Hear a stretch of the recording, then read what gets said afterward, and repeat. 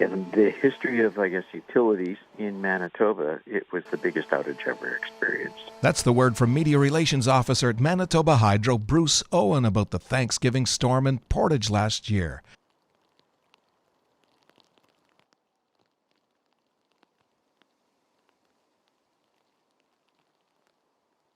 The stars and heroes of last year's Thanksgiving storm crisis were the hydro workers, hands down.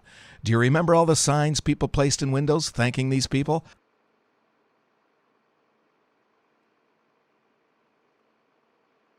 Owen takes a look back at that memorable weekend. As we all remember, especially people in the Portage area, this storm a year ago hit us with a wallop. It was almost like a double whammy. Not only did it dump a lot of snow on us, but that snow on the trees, also combined with wind, certainly caused a lot of issues for us. We had roughly 1,000 kilometers of our distribution, our wood pole lines down. Roughly 4,000 poles were broken or damaged that had to be replaced.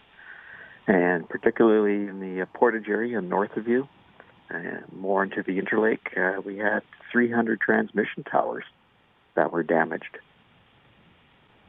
We had more than 160,000 customers who lost power, some more than once, during this time period. Some were out for as long as 2 weeks. And to put that in perspective, our customer base is 593 customers. So roughly a third of customers lost power at one point or the other. My. So, like you said, there's still, I think it's a secondary line that's still not fully completed yet. Can you just outline that? Yeah, we're working on that now. It had to be realigned.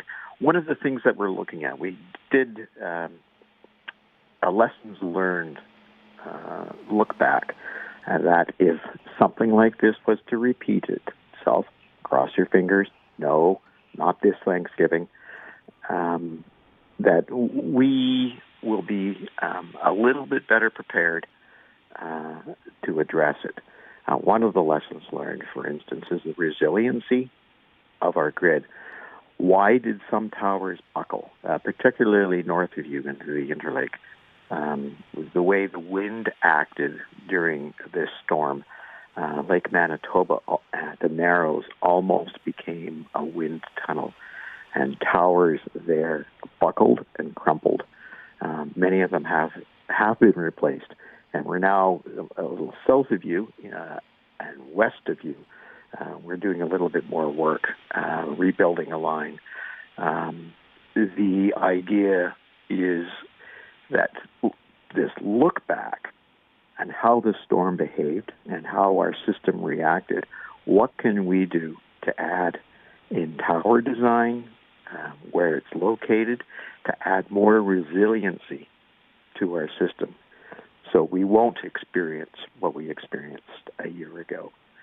And this can be, again, tower design. It can be where it's located, and just essentially add not only resiliency to the system, so as many people won't lose power, but it also adds what we call redundancy.